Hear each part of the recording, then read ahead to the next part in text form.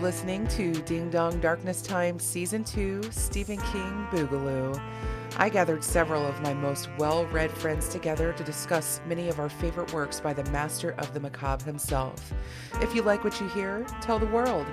In the meantime, let's talk some scary stories. Oh, and beware the spoilers, folks. They're a doozy. Welcome back to Ding Dong Darkness Time. This is part 2 of the discussion of Stephen King's Pet Sematary with author James D.F. Hanna.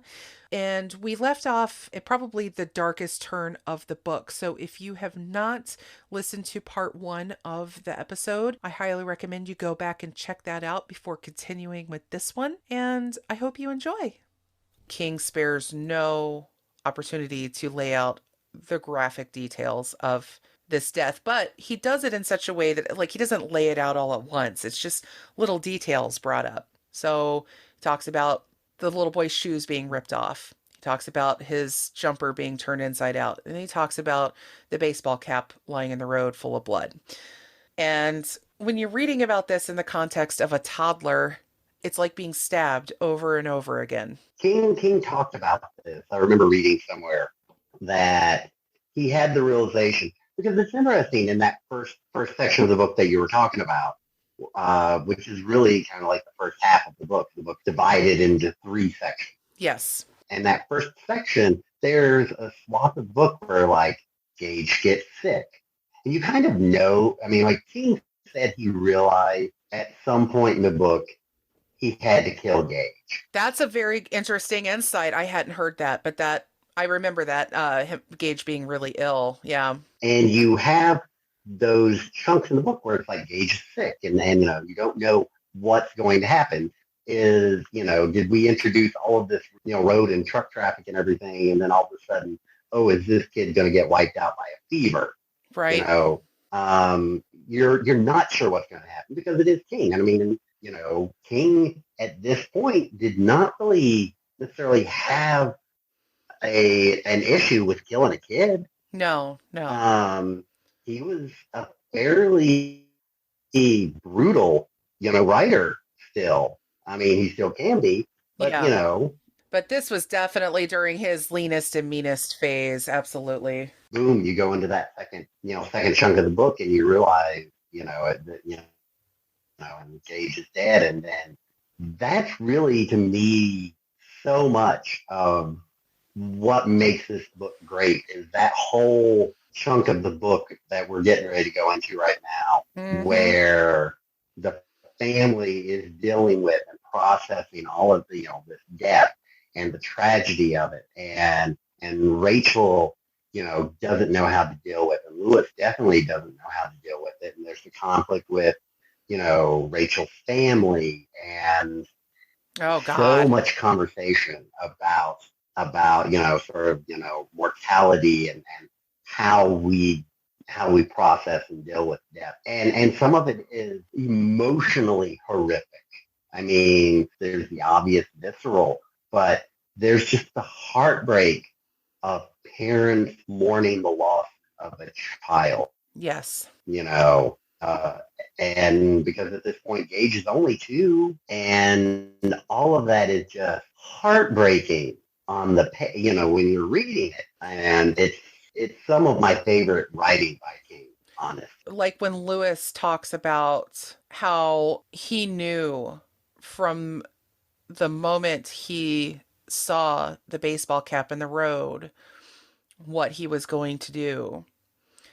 And then everything from that point is that thing that I mentioned earlier about Lewis trying to rationalize and use every bit of his doctor's clinical look at life to almost justify his ultimate decision, which is, and he thinks about it in these ways of how bad off would he really be if, we brought it back? Sure, he'd be a little slow. He compares him to the cat. He'll be a little clumsy. He might need special, have special needs or disabilities or whatnot. But we wouldn't love him any less. And then he goes in to talk about how they worried when Gage was a baby that he had hydrocephalus and what that would include because his head was measuring much bigger than it should have at that age, and all the scare that they went through. And he applies that logic to this. We'd just Yeah. be so happy to have him back. And he talks about how he would bring Gage back and then he would take him down to Florida and Lewis would get a job at Disney as a medic, and then he would bring Rachel and Ellie down and introduce them and again, and they would just live happily ever after. And it's just a fucking delusion. And we know this on our basis as readers and knowing stories and how Stephen King stories might work, and how no, no, no, no, no, this is not going to work out the way you think it is, because we just know that on an instinctual level, but also on an emotional level. Like, if I knew there was even a chance, would I do it? And that is something that I think everybody who reads this story has to wrestle with, even if they're not going to wrestle to completion, because it's horrific to even consider, right? First of all, that level of loss, the loss of a child, especially a child so young. Not that it's any easier when they're older by any stretch, but when you think about the loss of someone so young that didn't even have a chance to even try to have a life, I think you feel this inclination to want to restore that on some level. And then also the fact that this knowledge of this burial ground that brings things back from the dead is a huge, almost like a deadfall onto itself, blocking the path to dealing with grief and loss that we all have to go through. They talk about those 7 stages of grief, right? Well, there's something blocking that path for Lewis, blocking it even more so than it is for Rachel, because Rachel has no clue about any of this stuff, right?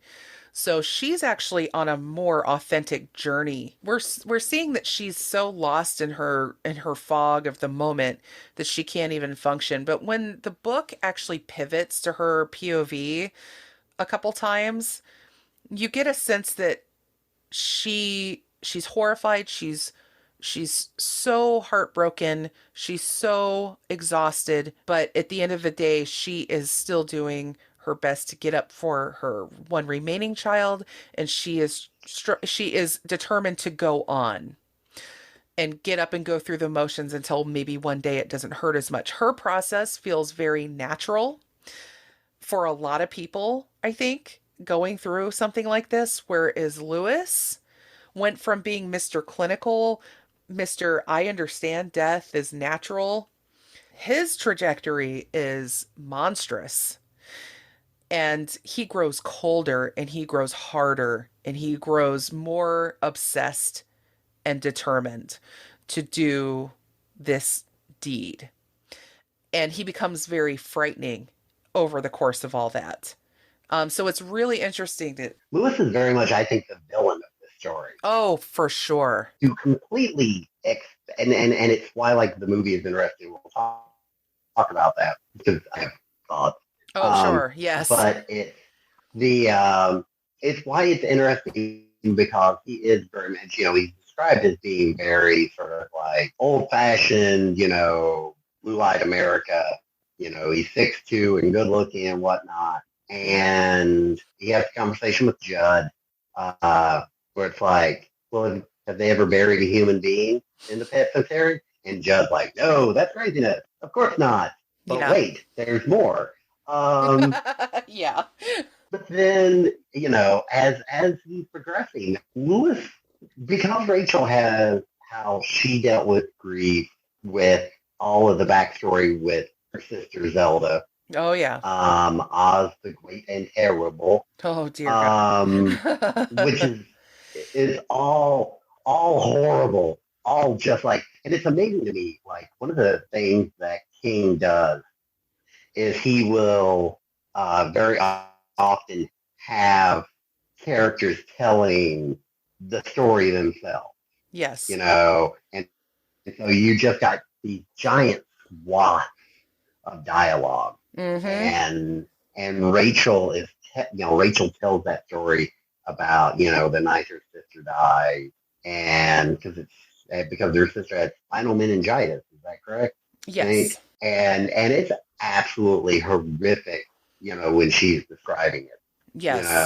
and when Judd tells the story later about Timmy, also horrific, um, but also such great effective storytelling because they're very, Rachel's voice is very different from Judd, but you do, I think you start to see, and I'm all over the place on this, so sorry about Oh, you're that. fine. You do very much see where Lewis is becoming the antagonist. I mean, when the story begins, he's very much the protagonist of the story. He is, you think he's going to be the guy, who shepherds through. But ultimately, and because it goes back to what we were talking about at the beginning, as a culture, we don't deal with death well. Right. And Lewis obviously can't handle, doesn't know how to deal with it. And there are great passages later in the book where, he is quote unquote processing, and his processing is, I'm going to make the worst choices of my entire existence. Yes. And in those, he is very much, because he is unable to deal with death in a sane, healthy, rational manner, he loses that clinical side. He loses that ability to be dispassionate about it. He becomes the antagonist of his own story.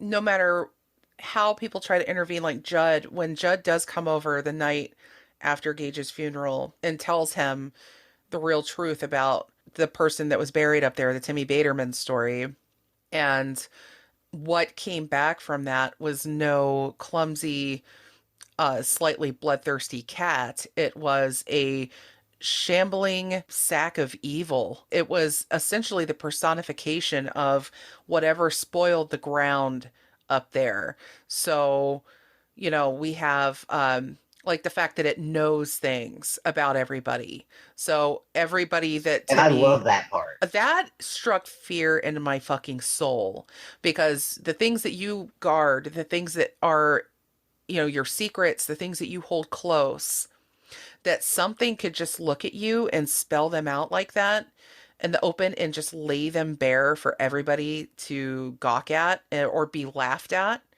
is horrifying. And I don't know, like, I would have to think that for me, and I have the gift of retrospect and hindsight and whatnot, that after that conversation with Judd, I probably would put away the thought of, okay, I would believe my friend. I think I would be looking for an out, at that point. And he has one, but he just can't do it. He sets about his, what did he call it? I think he called it mad work or dark work, something like that, where Yeah. he systematically lies to his wife to get her out of town, to go back to Chicago with Ellie. And, even though Rachel, by this point, like I said, she's dealing with it. I mean, it is the worst harrowing nightmare of all time, but Rachel is dealing with it.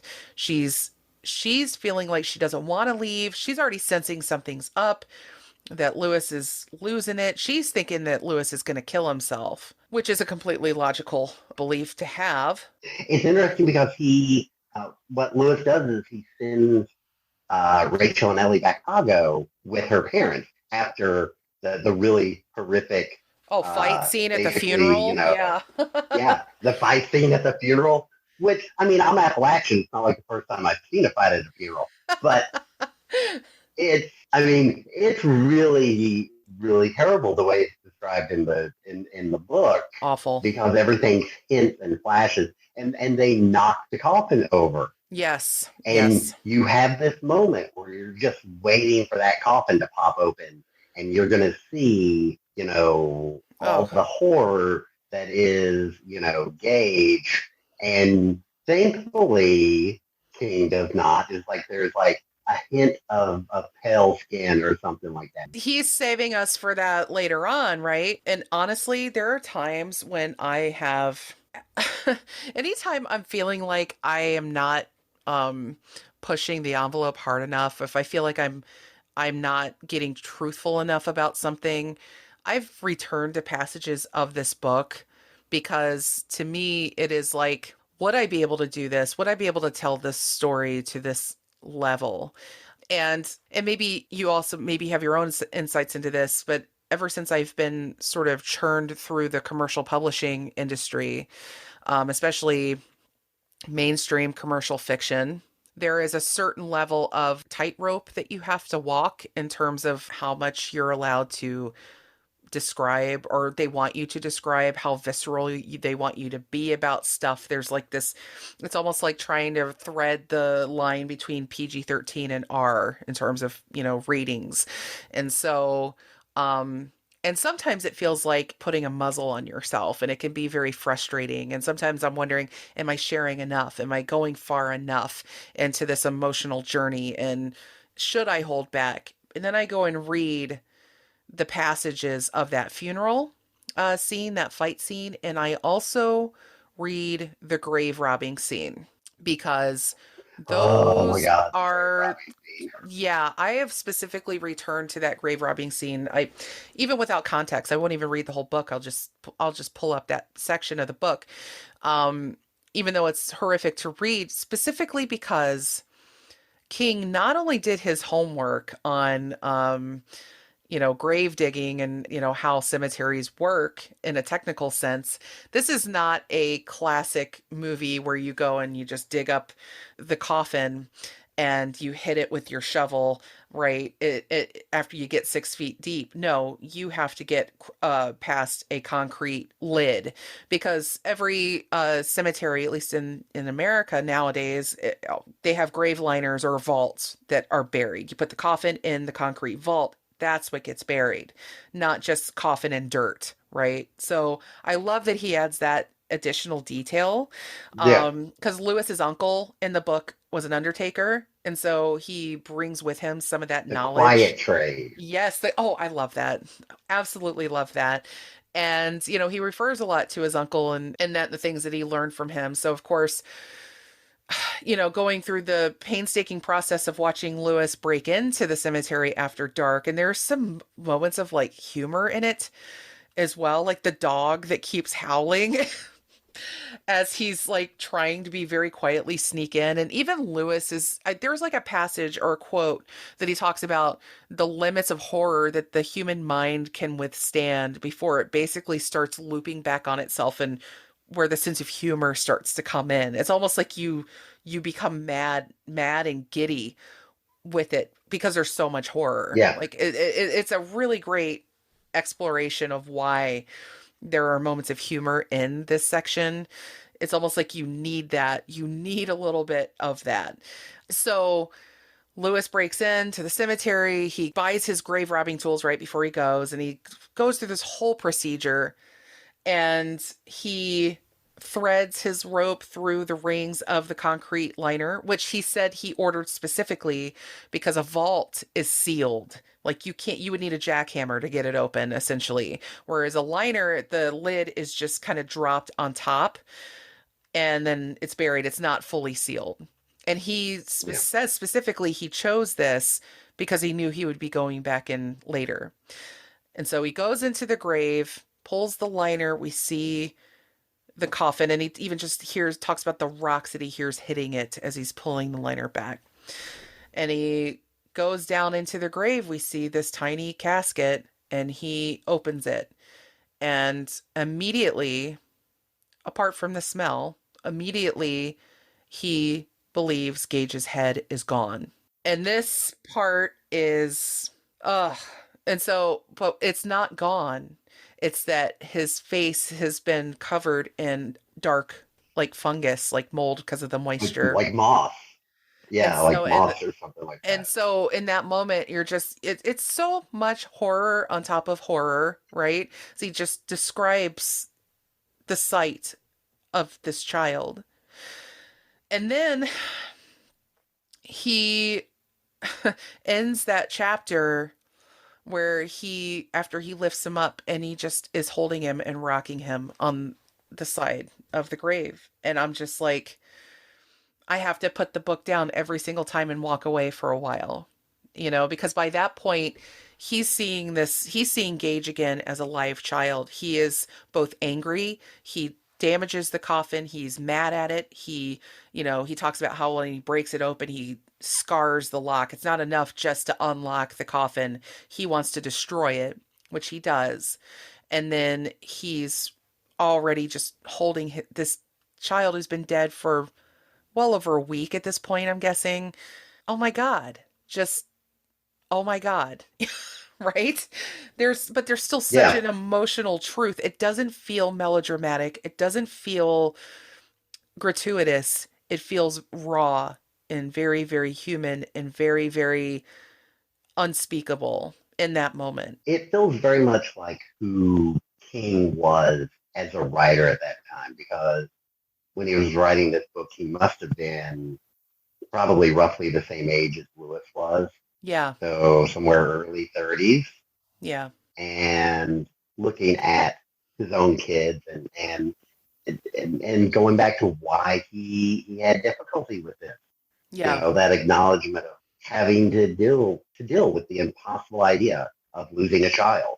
Yeah. And it's probably it's interesting that you and I were similar ages reading this for the first time, and probably when we read it that first time, because when you're 12, 13, 14 years old, you have nothing's intellectual at that point, but you have an idea of what terror is, of what horror is. So this is one of the things that I like, because I do think King just nails the terror of being a parent. My son's in college, and I get this phone call at like on a Friday night at 11:45, and I'm thinking, I remember what I would be doing at 11:45 on a Friday night, and I'm terrified. And so I answer the phone, and I'm like, "Hey, what's up?" He goes, "Hey, Dad, I'm in my dorm bored. Do you have Hulu? Do you have a Hulu password I could use?" And I'm like, "You asshole. Why are you not out making regrettable choices right now? It's Friday night." Right. But you get a call on a Friday night from yeah, that's And never I something say you that want to I see. love my kid, obviously, but it is Absolutely. terror. It is absolute terror when you get phone calls from your kids. Even as they are, Mm-hmm. quote unquote young adults, that there is something bad, that there is something wrong, that something has happened. My son did something very similar recently. He was up in Detroit for a concert with some friends. He's 19, and I was in bed, and it was about 2 in the morning or 1 in the morning when my phone starts ringing, and immediately I'm sitting up like, oh my God. And it was actually a number I didn't recognize, which made it even more terrifying. And I answer it, heart pounding, and it's DoorDash because my son used our DoorDash account to order some food at their Airbnb. And the DoorDasher was trying to find the entrance to the place. And of course, my number was attached to the account and Of not my course. son's. And so, and I'm like, oh my God, my son's, I am down in Ohio. I'm still trying to find my words. I'm awake. And in my head, I'm thinking, okay, oh my God. Because in that moment, yes, it's the first thing that enters your mind is my child is dead, my child is Yes. hurt, my child is, whatever. And just that icy moment alone is enough to put you into that place of like I don't know what I would do. Yeah. I don't you would feel so lost on a cosmic level. Extrapolate that to Um when your son was young.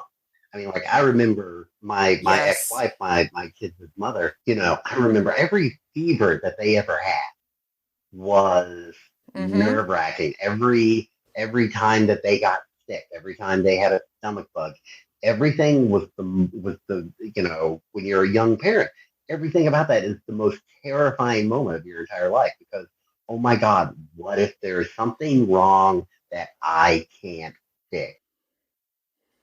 Yeah, you feel How completely powerless am helpless I? in the moment. And this also reminds me too, I recently And the places that you're willing to go for your kids, right? And taking it back to when Lewis was on the edge of that grave, rocking his dead son, I was reminded I had read a very in-depth article on the death in the final years and the ultimate death of the lead singer of Alice in Chains, Lane Staley. And he had a horrible, horrible drug addiction that ultimately took his life. And it was slowly taking his life for many years before it finally did. And he became more and more reclusive as he grew less and less healthy and able to function. And to the point where people would go, weeks without hearing from him. That was a normal thing. So he was dead in his apartment for at least Oh, 2 weeks gee. before they discovered him. Yeah, and they found him with his paraphernalia, as an obvious overdose. And his mother, and this kills me. His mother came to the apartment and insisted on being let in. Would not take no for an answer. And they let her in to sit beside her son who had been dead for 2 weeks while she talked to him. I can't even begin. I can't. I try to put my brain in that position, and I try to put one of my own kids in that place, and a wall goes up. I immediately, I'm like, Yeah, nope, no. not, not, but then to imagine the mother in this case. And then I think to myself, if I were her in that moment, I can only begin to imagine, could I do that? And that is a woman that is not shying away from the realities of death. That is a woman who was staring it Yeah. right in its face. And that takes a level of bravery that I think most can't summon, but that's in some ways, I don't know. You never know until you're in that moment how you're going to react. And Lewis by this point is completely lost in his own grief and his own delusion of where he's going and what this is going to bring him. By this point in the story, he's pretty damn well convinced that Gage is just going to come back to Yeah. life, right? Although it's really interesting. So, and again comes second most terrifying part of the book for me.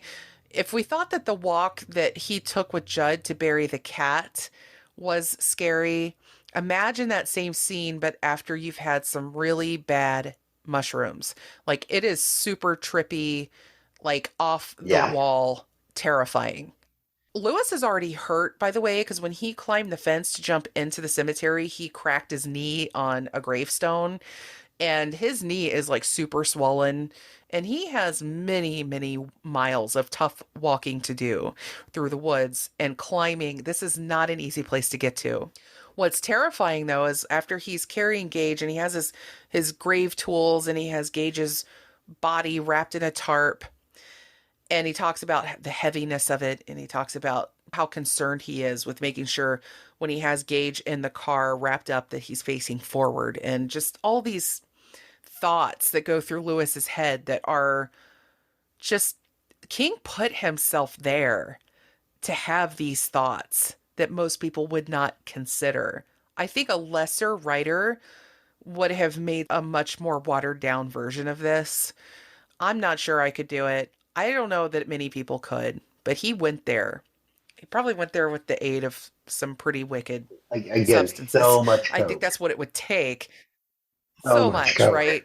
Um, yeah. And so when he's walking through the forest and he gets to the deadfall that's at the pet cemetery, the big pile of tree trunks and branches he has to climb to get past, he, normally this is a very dangerous pile of stuff. It's not, it shifts. You could fall in, you break your leg and impale yourself. But by this point, Lewis is being almost guided and assisted by the forces at work here.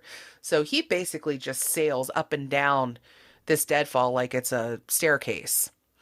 And he's on the other side. And at this point, it's already been mentioned before that there's like sounds of mad laughter and, other weird lights and things that are kind of attributed to like swamp gases and loons off the lake, south of here. That's what Judd calls them. They're just the loons. But there's a little more to it than that, right? These are not birds. This is a very haunted piece of land. And Lewis has a bit of an encounter with a creature of legend, the Wendigo, which passes before him. And the Wendigo is part of Native American lore, but it's been used in a lot of cosmic horror contexts as well. And is basically this wandering spirit. And whoever it touches is turned into a cannibal, essentially. But he sees this huge lumbering beast just kind of like pass before him, and he sees its footprint, and that's all you see of it. And you could just feel Lewis's sanity draining more and more away. It's almost like if you're in a video game, if you're playing like a game and your character gets poisoned and you could just see their life meter just very steadily draining away. That's almost what Lewis's sanity looks like at this point. He is staring madness I really like directly that in you the mentioned face. cosmic horror because this is the closest it gets to like that Lovecraftian concept of just like it's almost too Yes. horrible to describe, but you will lose your sanity. And obviously, Lewis loses his shit at this point. He doesn't lose his shit. I mean, like in he doesn't have like a big display or anything. He just like this is Right, where right. he loses whatever connection he still had. And he's just cognizant enough to know this, and he's just standing there, almost like in a distant part of his mind, just watching it happen.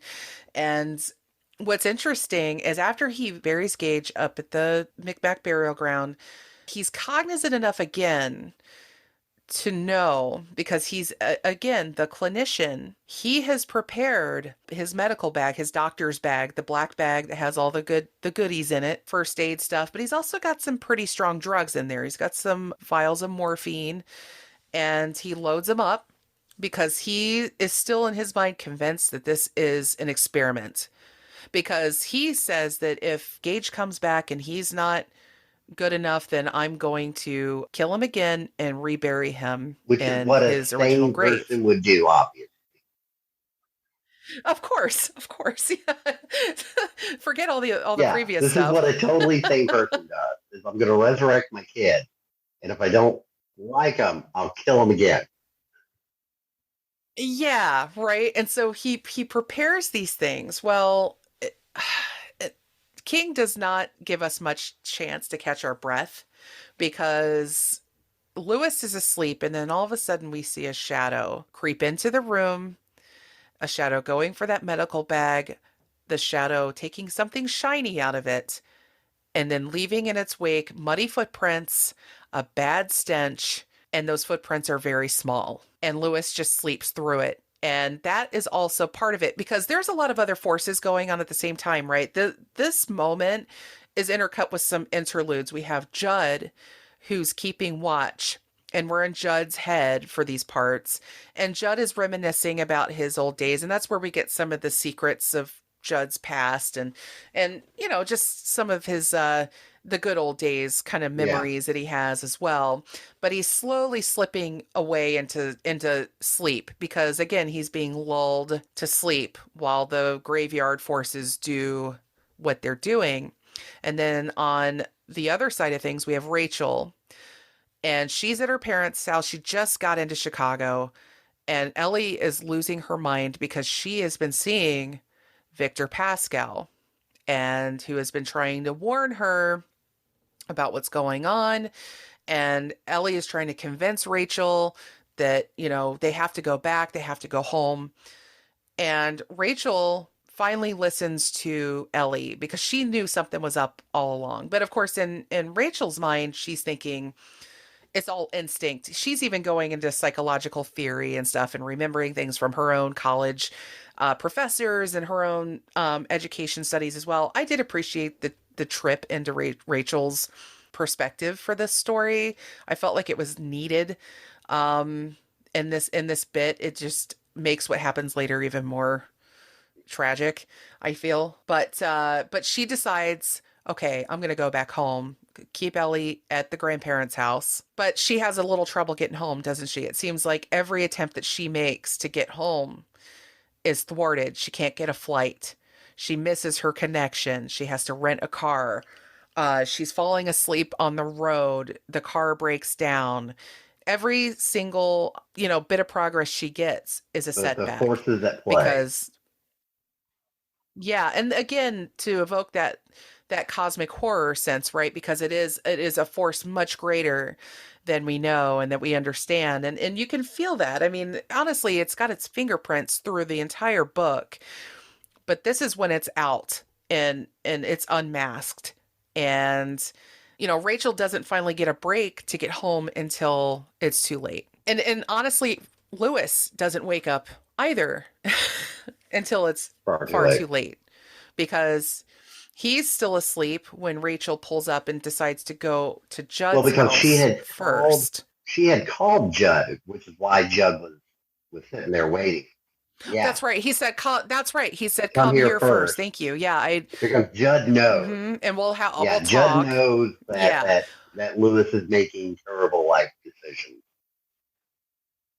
and at this point, we already know Judd is dead because we see the final showdown between Lil Gage, who isn't really Gage, but just can we just stop here for a second though? And we'll get to the movie in a sec, but we have to talk about the depiction in this book of this kid. Yeah, And can you just imagine a 2-year-old with the with a yeah, scalpel and the mouth on this kid. looking like, oh my, all the things that he's saying in his little baby voice.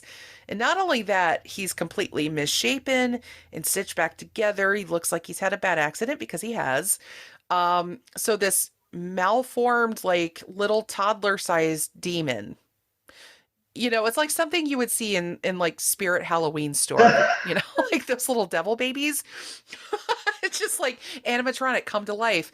But Judd's encounter with the graveyard, essentially in the form of this Yeah. kid, is very harrowing. And you get the sense that, yeah, Judd never really had a chance. And Judd knows, he knows the inevitability of Well, this, that this and is, what I love, so I have to pull this because I showed you before we were talking, before we started recording. I made notes, and yeah. I love this part during this confrontation, and of course Gage is talking to Judd like he's like a sailor, on acid, and Judd's Yeah. confronting him with a cleaver. So I love this image of here's an Oh, old God. man with a cleaver and a toddler with a scalpel. And Mm-hmm. I love though this is one of the quintessential Stephen King lines of dialogue that I absolutely love from Judd. Come on and get your pecker out, then whatever you are, we'll see who fucks with who, which is uttered to a toddler holding a scalpel. I'd like to reiterate that point, just in case that the subtlety of that has been missed. And this is the kind of thing that he really excels at, right? These scenes, like these set pieces Yeah, right here that would not work on the screen. This is like these are some reasons why a lot of King's work does not translate well to the big screen or to any screen, is because of moments like this that are so over the top and crazy that they only work inside your own head. And even then you're like, what am I reading right exactly. now? Like, Though what? I will tell you, I'd have gone back and seen that movie multiple times in the theater if I could have watched Fred Yeah. Gwynn say, "Come on and get your pecker out."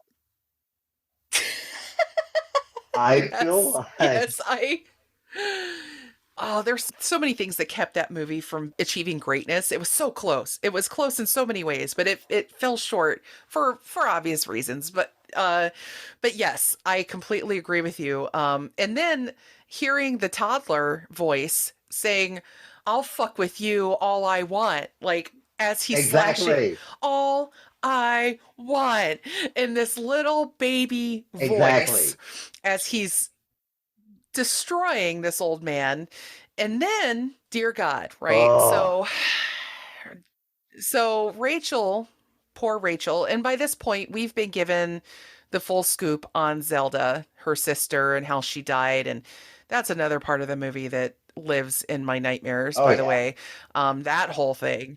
And she is carrying that very closely in her heart, right? And you feel that in her POV portions of the book. When she pulls up to the house, she immediately knows something is wrong. She goes inside and she hasn't found Judd's body, and I don't think she doesn't quite, because she's led upstairs. She sees the cat. I think Church, the cat, is already there because he's sort of like the familiar in this situation. Like he's got his, he's part of this whole thing too.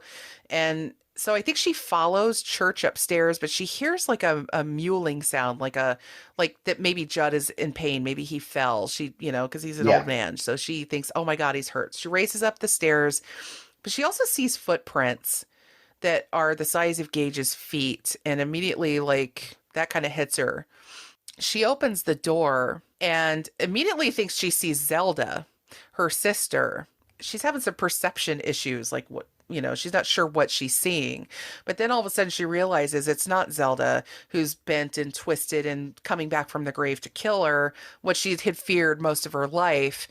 It's it's Gage, and she sees him coming toward her and saying, I have something for you, mommy. I have something for you. And she holds her arms out because it's her little boy. And then that's it. We don't see what happens beyond that. And until Lewis is back in the picture. This is like, oof, getting through this. Lewis wakes up then. Like, it's perfect timing, right? Because at this point, Judd's dead, and so is Rachel. And all that's left right now is the cat and Gage. But Lewis knows immediately. Like, he wakes up almost like he has a bad hangover. Whatever madness had overtaken him the night before has, it's almost like it's gone out with the tide just a little bit for a moment, and it allows him that moment of clarity when he sees the footprints in the bedroom and the medical bag open. He already knows what's happened. Deep in his Yeah. heart, he knows that what has come back is not his little boy. And so he very methodically sets about getting the syringes, goes across the street, sees Church the cat sitting on top of the car or whatever. He taunts him over, like, or gets him over with some food. And then when the cat starts to eat, he shoves a morphine syringe into the cat's back, and immediately gonzo. Church is gone. And you could just feel him like going more and more through this tragic metamorphosis of realization. And he also sees the rental car. I don't think he quite tied it Yeah, to he is Rachel not yet, connected with though. Rachel. I do have to have. I've just, if you haven't figured out by now, I'm gonna have a side point here, just for a second. What Oh, are the yeah, go for circulatory it. system for zombies in this? Which is essentially what we're dealing with. I mean, I feel like if you, That's true. and I thought about this. I can't remember if King ever discusses if these things have heartbeats again or what. Yeah. That's a very good point. I almost feel like they do have a heartbeat because if I recall, when he does kill Gage again, he listens. He says the last act he ever did as a doctor was putting that stethoscope up and That's right. listening. Okay. So I think there is definitely like a full reanimation of the body in the physiological sense. So that's a very good question though, because yeah, that morphine has to get It's where it needs to go, and these are dead people essentially, but I think they're literally brought back to life, just could in a you imagine defective how way. horrific a Romero movie would have been if that's how you had to get rid of every zombie? The Dear God. Walking Dead wouldn't have made it to episode 2. The rules of returning the dead to life, that brings back, it's like, okay, what's been established in lore? It's like same with Yeah, vampires, yeah. right? Like, do vampires breathe? What's going on with vampires? Yeah. But yeah, I'm really glad you brought that up, because I hadn't even thought of that moment with the stethoscope until you mentioned it. And that ended up being sort of like a cap off, because part of me feels like I have forgotten some things that are only brought back by certain triggers. Because I do know that once Lewis goes in and he finds Judd dead and he covers him up with a sheet, with a tablecloth, I believe it was, from the dining room, and he has his grief moment, because in many ways Judd is like his surrogate father, because Lewis's father died when Lewis was Yeah. quite young. And so he even said in the very beginning of the book that he met the man who should have been his father. And so the bond between these two has just always been very paternal. And when he goes upstairs, he still doesn't realize until he finds Rachel. And this is the part that always gets me, is the way the king doesn't really quite describe it. When he decides not to describe something in detail, that's your permission to assume It it's way, way, way way worse than worse. what you could ever have imagined. Yeah, because when he sees Rachel and really sees her, the only description I recall is that he said it looked like something had been at her. And that's it. That's really all we get until we can then put the link together when he finally does see Gage, and Gage's face is covered in blood. So we got a little cannibal going on here too, little zombie man, in addition to him wielding a scalpel. And the fact that he did that to the mother, it's just, Yeah. to me, that's just really talks about the evil, the really the blameless person in all of this, other than Ellie and of course Gage himself. The most innocent people in this story really get hit the hardest. And that's when Lewis uses whatever remaining sliver of sanity he has left to do the right thing, and that is to kill Gage again. And it's not too much of a battle, I think, because it's already just hard enough. He's been through enough. He manages to overcome the kid pretty easily. But the saddest part is that as Gage is dying, he kind of comes back for, like, the real Gage comes back for a second, and then he's gone. So of course It it's just that wasn't final until cap off, I right? reread the book before we recorded, and I realized that whole sequence. I mean, from the resurrection or whatever. I mean, all of that is so tightly done. I mean, Mm-hmm. it really Yes. is like 10% of the book. It's one of the reasons I think why I came back to it so many times, other than being obsessed with it, because it is one of those that it doesn't force you to sit through too much exposition and everything before it really starts There's not a whole handing lot out of the gratuitous dividends. horror in this. I mean, there's, viscera, but so much of this is emotional horror. So much of it is that emotional Yes. damage. And Mm-hmm. so, I mean, just that entire middle section where when Gage is, after Gage is killed, and the emotional damage that's done to Lewis and to Rachel, and Lewis starts losing his grip and everything. So much of that is so difficult to get through that by the time you get to this final Mm-hmm. battle at the end, the boss battle, so to speak, if King had Yeah. stretched it out much more, oh my God, it would have been it would have been overkill. It would have been too much. Yeah. It would have been way too much. And it would have been, I think, absurd in the way of watching Judd have his showdown with Gage. And that felt very much like a mono a mono Yeah, kind of, like I know you, you know me kind of thing. Whereas this is definitely playing out like the ultimate tragedy here. But I think when Lewis sees what happens to Rachel, I think that's pretty much, that's the end of yeah. him, as we know.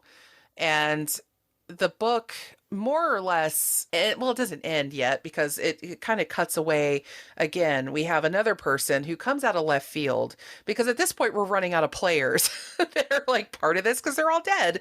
And so one of Lewis's colleagues from the campus, very concerned about Lewis, after everything that happened with Gage, he's coming around the corner to like basically a welfare check on Lewis and finds, I think, isn't, oh, because Lewis burned Yeah, down Lewis Judd throws Crandall's gas on house. everything and sets it all on fire. So yeah, he comes around the corner, sees a house burning, and then he eventually sees a flash of white coming from the path behind Lewis's house, and he decides to follow. And this is also just such a chilling moment because as he pursues Lewis, he follows him all the way to the pet cemetery.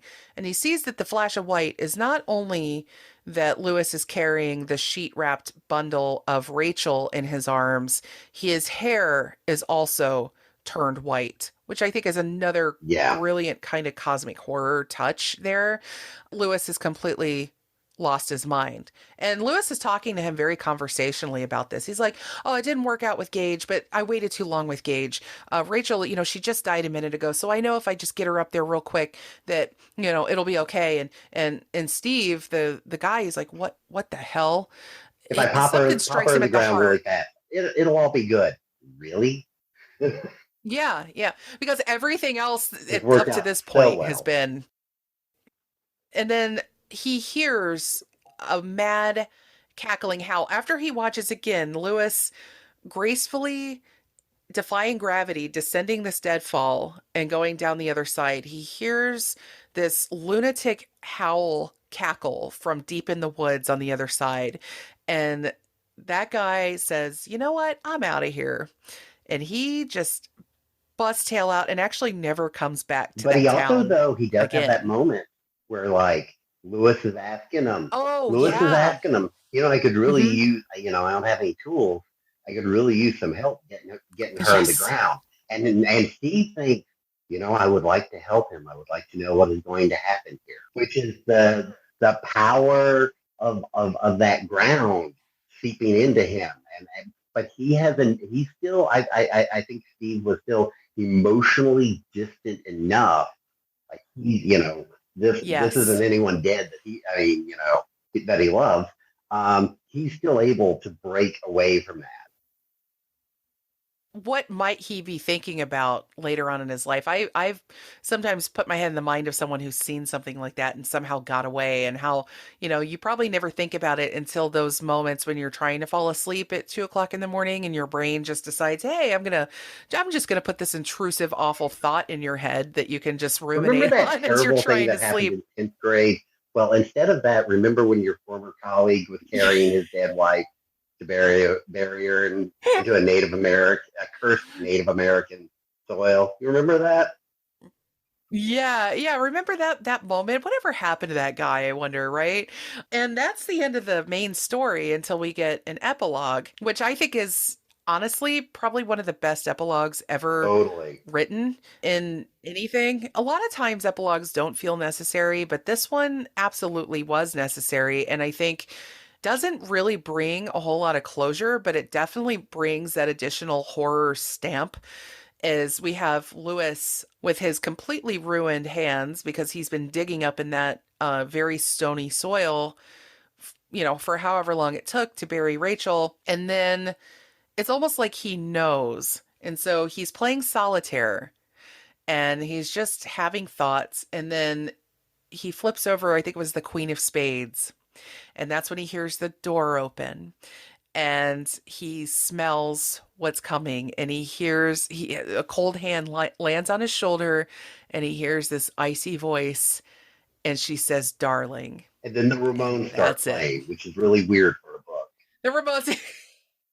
And oh, that's a good point. The Ramones had a very good attachment to King because they wrote a song specifically for the Exactly. movie after It was like knowing, one of their yeah, which is best-selling songs fantastic. too. Yeah, yeah, it was such a great little kinship there. And Stephen King has had a bit of a background with some rock and rollers, because he had a pretty good relationship with AC/DC whenever he made Maximum Overdrive. They wrote a good bit of the soundtrack for that movie as well. So there's something about Stephen King and rock and roll that Stephen just, King was goes where I together. first found out about LCD sound systems because he talked about them so much in Under the Dome. Yes. Oh my God. I need to return And, to that one. That is an and I'm epic just going to of say, all you epics have to there. be incredibly uncool to find out about a hip techno band from Stephen King. It's interesting his taste in music, and he's owned a radio station for a very long time, so it's interesting the music that Yeah. he gets into as a result of that. Now, this is a good segue though to talk about the movie, and we're just going to talk about mostly about the one directed by Mary Lambert, or 1988. It stars Fred Gwynne, of course, as Judd. I can never remember the name of the actor that Dale plays Midkiff. Lewis. Yeah, Dale I Midkiff. hate that I Thank know you. that. I will say it's funny if you look at Dale's face, he does kind of like have the look that I would imagine of Lewis Creed from the book. He's just your standard He's your average standard white 80s guy. hairsprayed bohunk. That I okay, mean, yes. he just looks like the human embodiment of a bowl of tapioca That is brilliant. Are pudding. you a writer? Because man, Some would argue I love it. no, I am not. But that's beside the No, point. oh my God. But you're absolutely right. I mean, and that was a good depiction of the family as a whole that way. They kind of do all have that Oh waspy yeah, Denise. American It family was look Denise going Crosby, on. right? Denise Crosby, who plays Yeah. Rachel, and this was post Mm-hmm. that Mm-hmm. like half season or so of Star Trek Next Generation she had got. It was kind of interesting seeing her in this role because I think of her kind of more as like a badass type character. So this role felt like a shift a little bit because Rachel, well, I wouldn't say that she's like a wilting violet type. She's got a lot of fragility going on for reasons. And so I thought that was an interesting choice for casting for Rachel, although looks wise, I think she nails it. And of course she's a great actress. So and then of course Fred Gwynne as Judd, which to me I can't undo that in my brain. Like that's just Judd Crandall. No disrespect to John Lithgow, who was in the remake. Um, and I absolutely love his work, but I still feel like that's Fred Gwynn's role. He just Oh, nails that completely. accent. He nails the look. I've That always is said, Judd. and I've made this argument for years, and I haven't updated this list, this idea really since the two It films. But my contention has always been that this was for a long time. Again, because like I think like a Stephen King movie came out since we started recording this. Um, that Yeah. great performances in Stephen King films are in order: Morgan Freeman, Fred Gwynne, and Mm. Kathy Bates. Oh, you nailed it completely. And I Completely. always think that Gwynne gets it over Bates because she had a better script, a better director, and better Hmm. co-stars to work with, whereas Gwynne was just Yeah. out there, paddling that canoe by himself.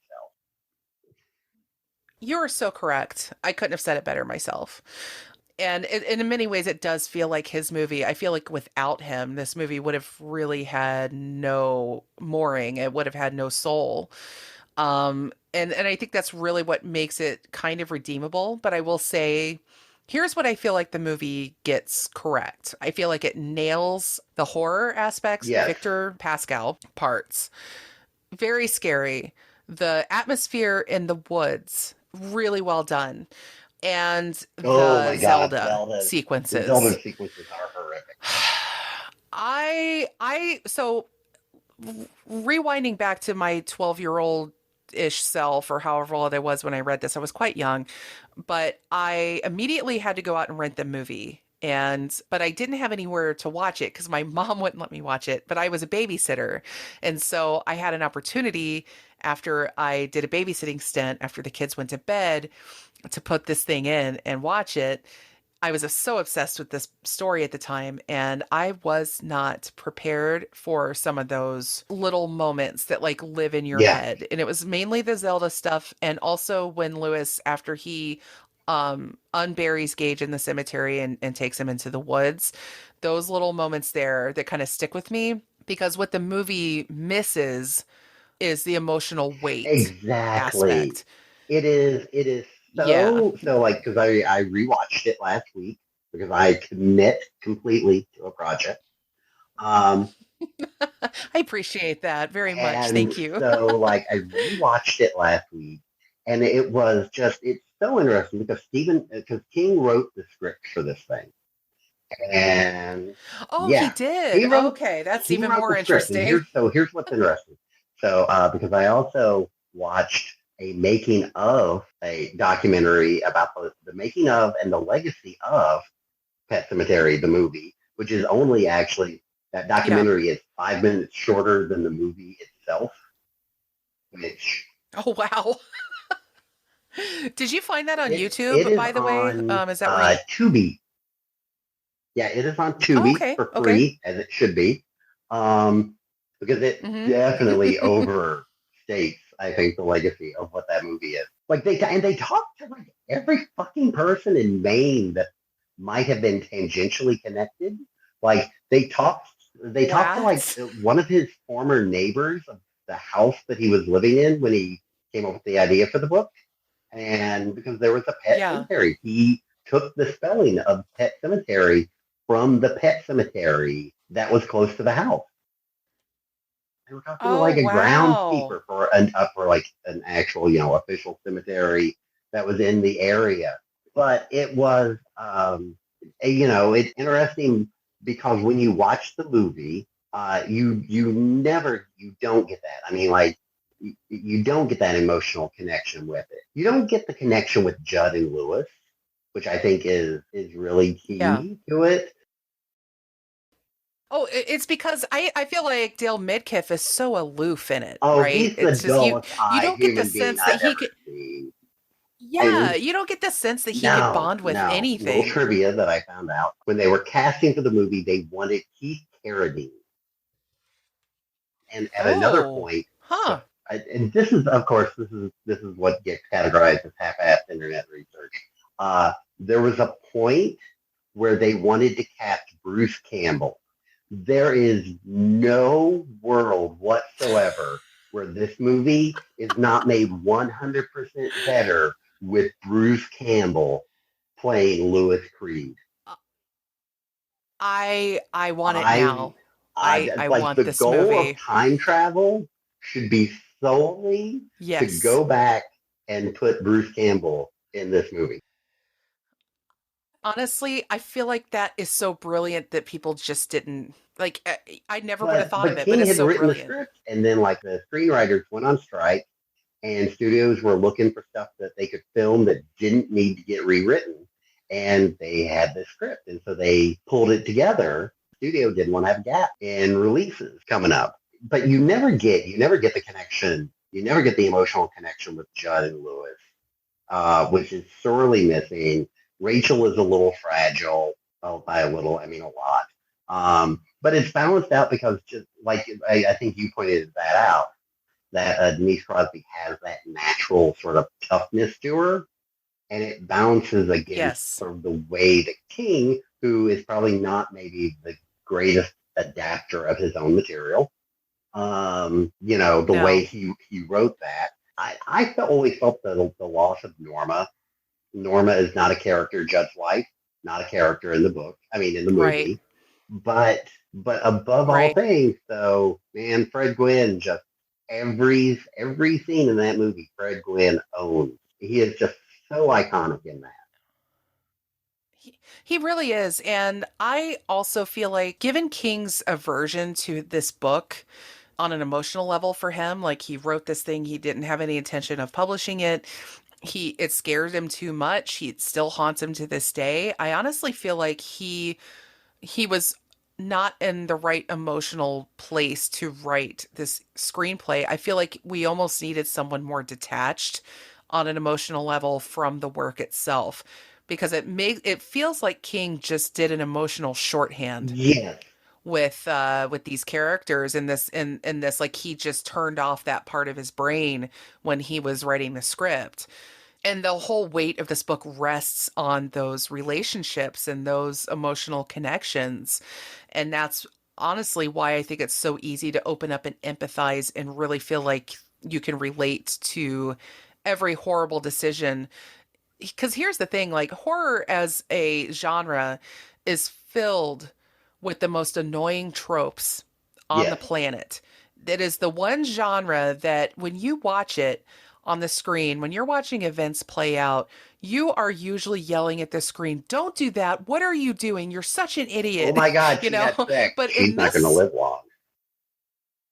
exactly, like there's so many things. But this one, you're seeing the characters make the most horrible decisions, but you're watching in complete, like, horrified silence because you're thinking, yeah, they're doing a horrible thing, but I understand why, and I might end up doing the same myself. Oh my God, this is terrifying. It's really like a complete inversion of the tropiness of horror.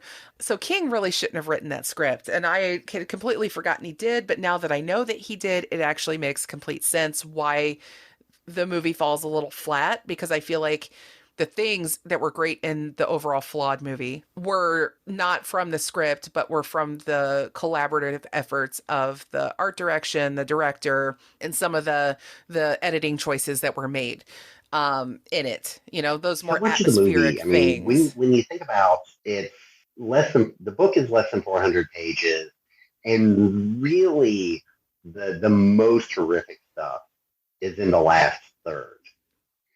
And not even the last Yes. third. I mean, like so much of it is the last 10-15% of the book.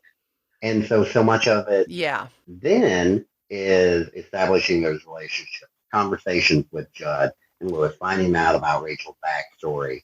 There are a couple of things that the movie does do well, because I like Pascal, how they bring him in as a character more and things like that. Oh, yeah, yeah, yeah. Oh, and the Timmy Baterman flashback was pretty good too. I think they showed just enough of that to make it terrifying without showing too much of Timmy. Because I think also it's another one of those things from the book that's kind of like when Timmy is talking to Judd and his Yeah, friends and saying the things that he's saying. That's another moment that plays really well on the page that probably would be comedic on the screen.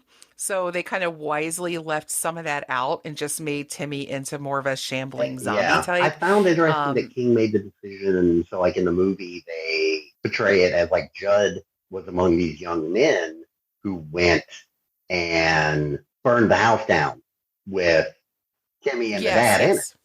In the book, it's Right. Timmy, the dad kills Timmy and then himself. Yeah, so that was a really interesting choice to like for the movie to make, to really, and not a terrible choice, honestly, to make Yeah. Judd part of what had happened all those years ago, as opposed to just having that the secret exposed about him going to a brothel, um, and Hmm. then like nothing, and then the house burns down like 2 days later. We have to talk too. I mean, the most fatal flaw of the film, which is weird, well, not weird, it's understandable, but it also shares what makes the book so terrifying. But it also demonstrates the problems of adaptation.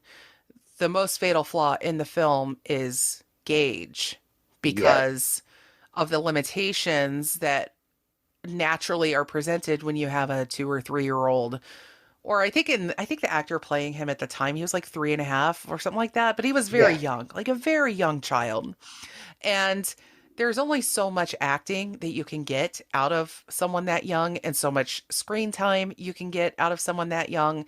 And the makeup, you can't do the things with makeup and practical effects using a child of that age that you can out of someone who was a little older, which was why the 2019 remake had it so that Ellie Yeah, was the one who got killed, so that they could utilize an older child for which also those parts. misunderstands so much of what makes the story horrifying.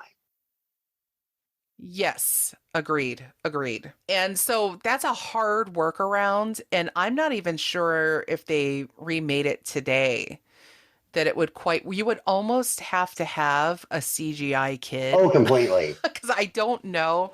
I mean, but and things are convincing enough nowadays that I feel like they could probably make it work, but you would need a hell of a budget to pull that off, which is why I think, oh, if you get Guillermo del Toro to do it, Exactly. then Yes. maybe that'll work. And he would shoot it and frame it in a way that would be even more terrifying, I feel, than what Mary Lambert pulled off, or didn't quite pull off, rather, in this, where Gage just comes back looking like a normal ass 2-year-old with a little scar down his Exactly. forehead because he's so cute. It's like, We'll ignore hold the on a fact he second, got you nailed look by like an 18-wheeler.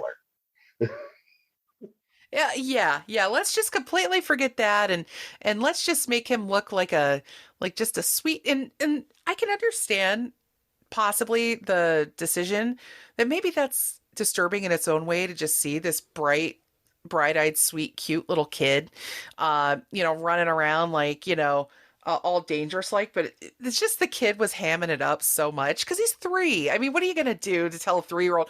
You really need When to he's tap coming into your through motivation. and he's like growling or something, and he's got like his little teeth bared and Yes. everything, and I'm like, oh, that's cute. A flaw with the movie is so much of it is like we're rushing through stuff. We have to hurry and rush through stuff so we can get to zombie toddler.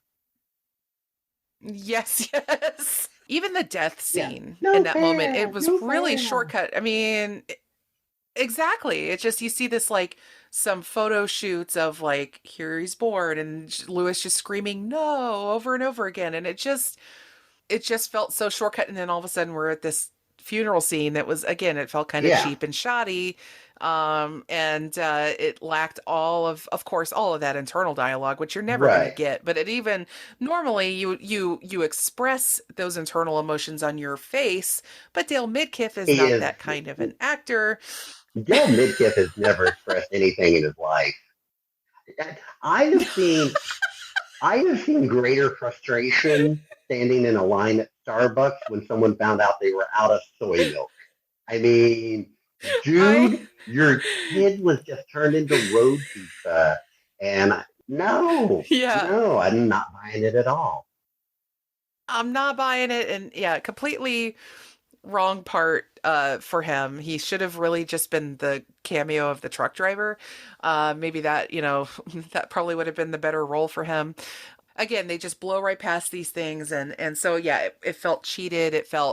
It didn't want to like kind of sit with those really uncomfortable emotions, and there were probably also budget Oh, limitations. I'm sure there yeah. were other things, but I mean, ultimately I feel, as I do with a lot of these stories, that if they did get readapted, well, honestly, I think Pet Cemetery doesn't need to be a series. Although I feel like a limited series, maybe like 5 episodes, something like that, just to give it a I would little more watch a show room to every week breathe. if someone was digging up a grave and planting someone into the soil back there, and chaos and mayhem ensued. Hijinks ensued every week. I'm a little surprised that that hasn't really been considered because the setting and everything around that, and the secrets of the people who live in that town and the people, possible outsiders coming in. I mean, my God, you could build a Oh yeah. world really around that patch of land. And I feel like it would be so interesting to explore it almost in the way, and this is bringing in another Stephen King story. I don't know if you've read Needful Things, but I feel like that's Oh, another completely. story that lends itself so well to the idea of like a TV series. It centers around something happening This is a in that weird side note, locale. but I had this realization the other day, Allison. Did you ever watch the series Mhm. Friday the 13th? The series?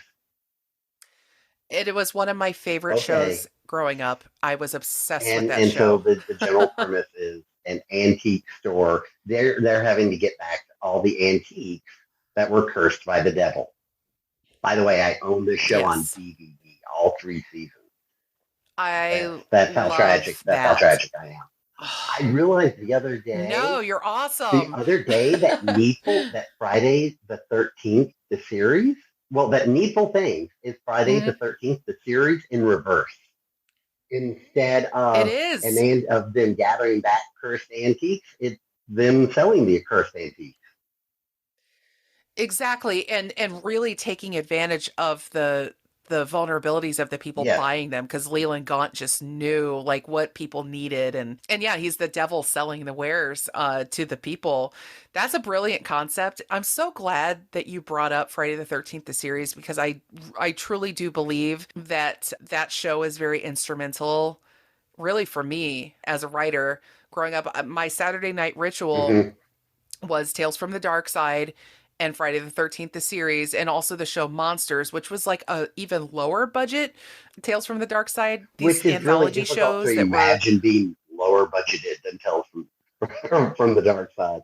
But yes, it really it truly is.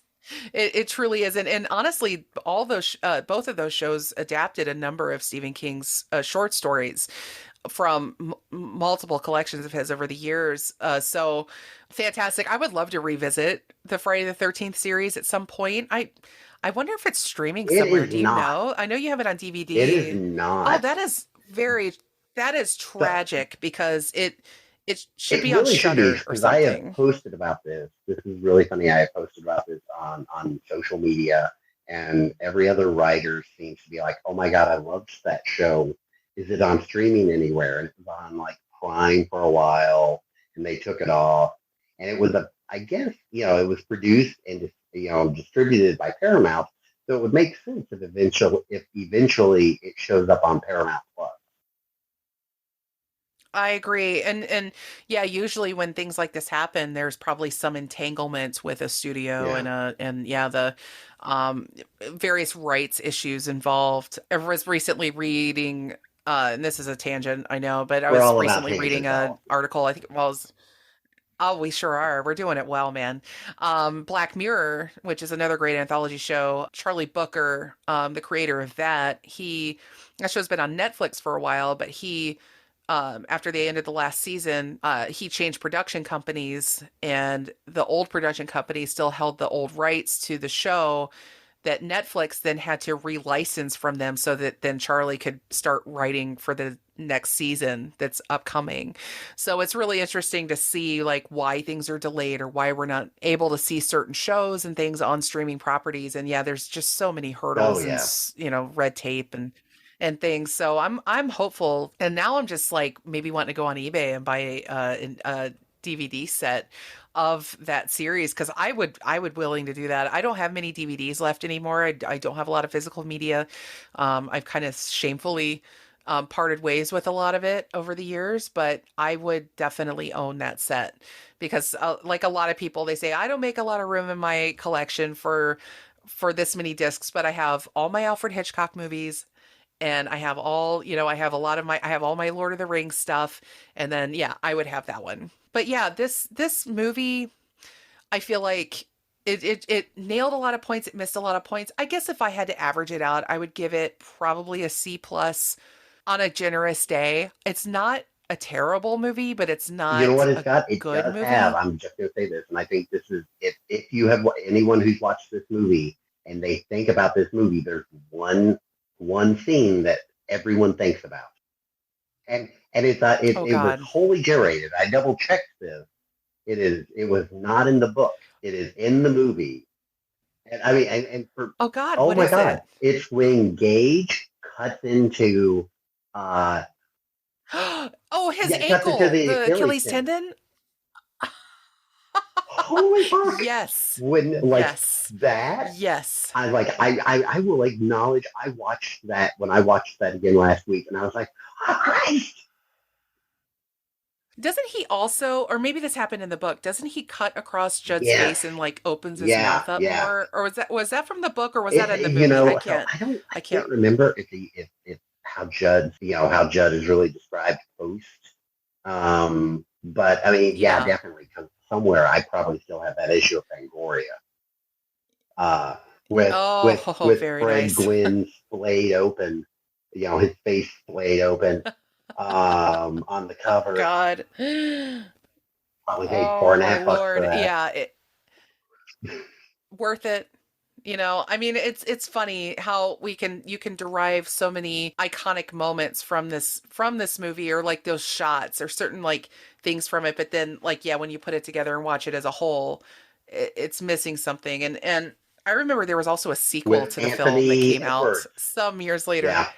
And Yeah, Edward oh yeah, Furlong. Edward Furlong from poor misbegotten Edward Furlong, who yeah, it was a Oh yeah, no, terrible, it's awful. terrible, I, awful, no I good. I No. watched it when it came Um out on video, you know, Same. 30 years ago. It's been 30 years, and I have I have revisited a lot of terrible movies, and I've never once had any desire whatsoever. And it's got Clancy Brown in it, No.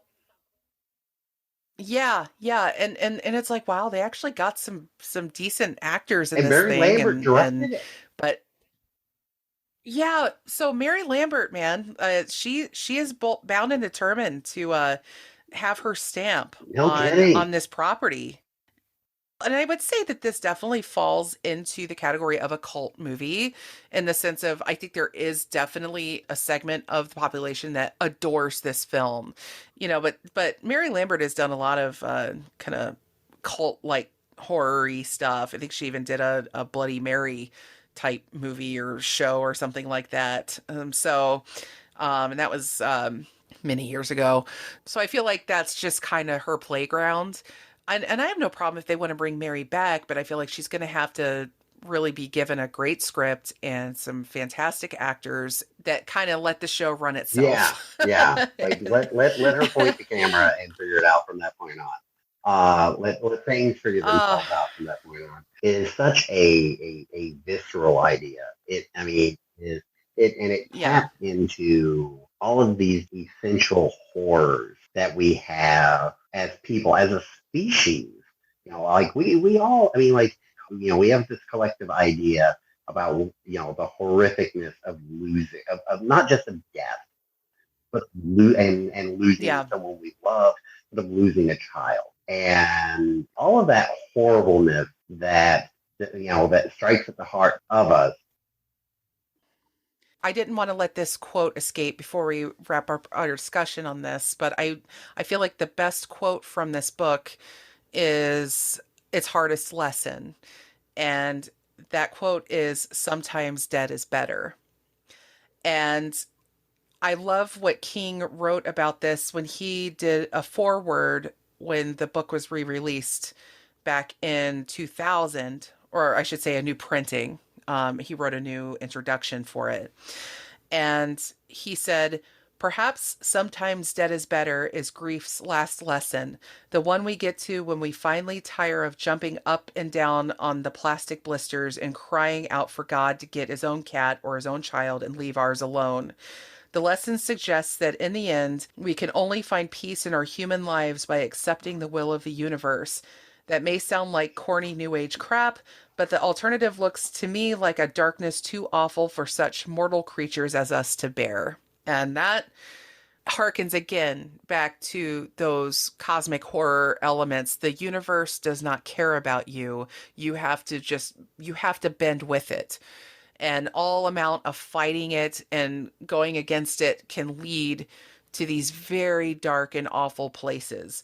And we've touched on a lot of that throughout this, the refusal to accept and confront death the way that we should and talk about it the way that we should.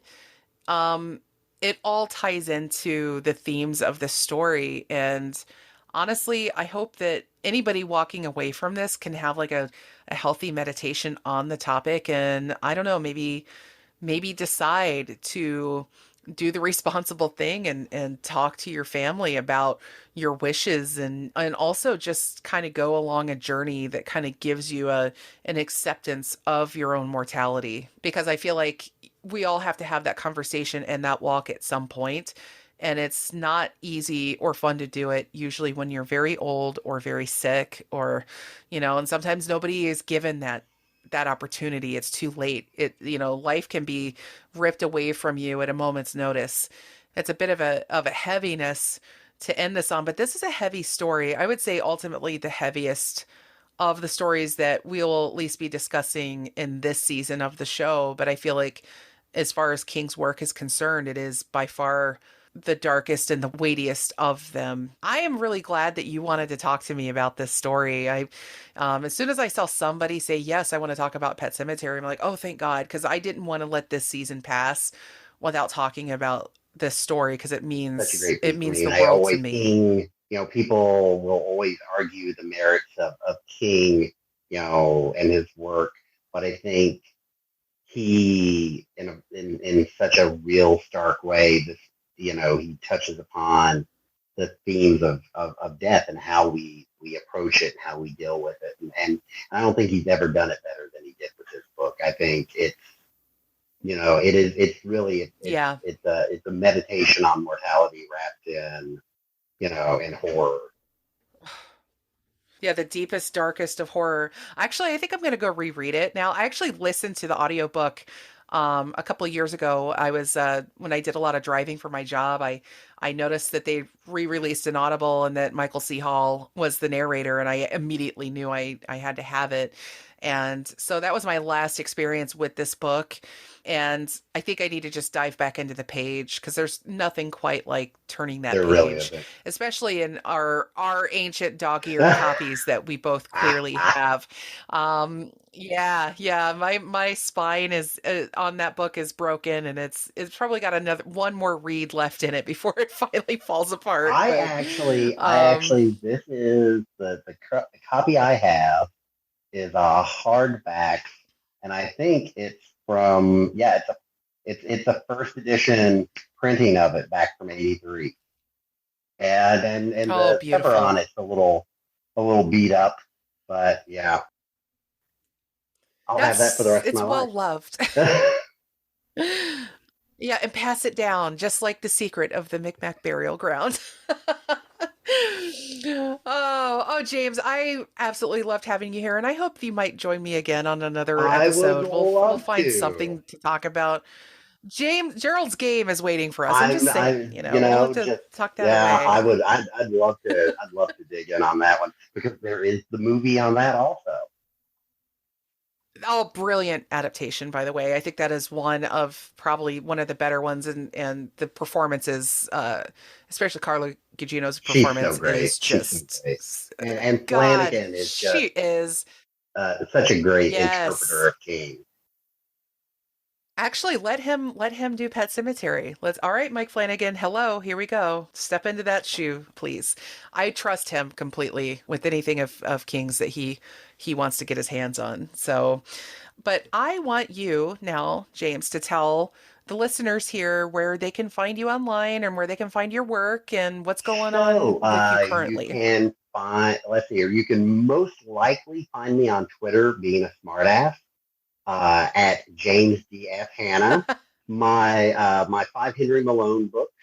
And there's also a standalone that takes place in that's sort of a shared universe. All six of those books are available through all of your various electronic booksellers and can be ordered through bookshop.org, so they can be procured at your finest independent bookstore. Please support your independent bookstores. I have Amen. upcoming let's see here. I've got a story and an anthology edited by Lawrence Block coming out later this year.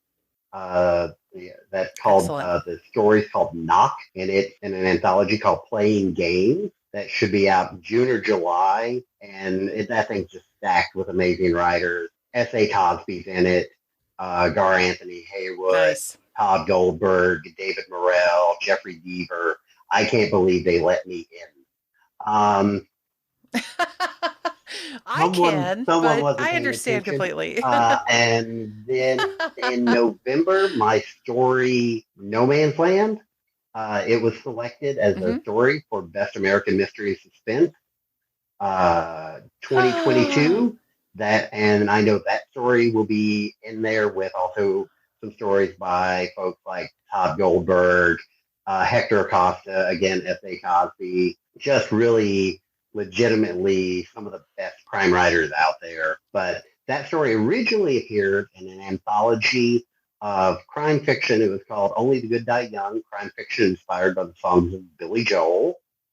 That story was based off of the Yes. song from Joel's most recent rock album, which I think was River of Dreams around like 93 or so. So I'm Yeah, really, yeah. and for reasons I can't figure out, they let a guy from Kentucky write about the mafia and real estate in Long Island in Oh, 1992. So okay, listen.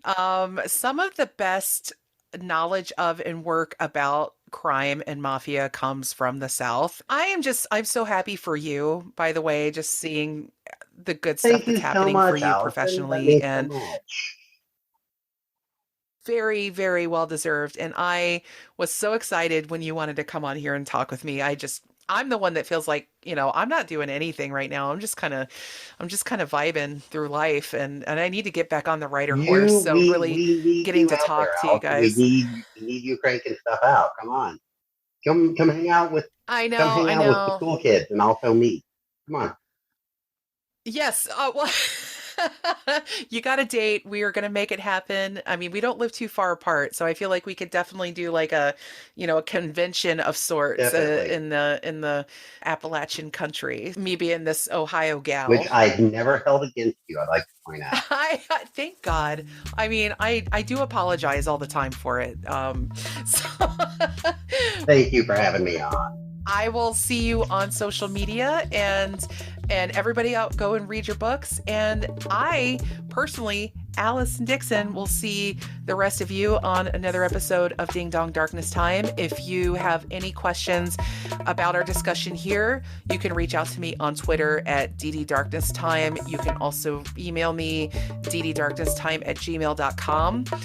Please hop on over to Apple and give the show a rating and a review. It really boosts the visibility of it, or just recommend it to your friends. I really appreciate all the support, and I will see you all next time. Ding Dong Darkness Time has been brought to you and produced by yours truly, Allison Dixon. It was made possible by an array of amazing co-hosts, friends, family, but especially you, the listeners. Big shouts also go out to the brilliant Nathaniel Dixon for the show art and future legend Spencer Morelock for all the music. I'll be back again soon with another episode. In the meantime, be good, you little ding-dongs.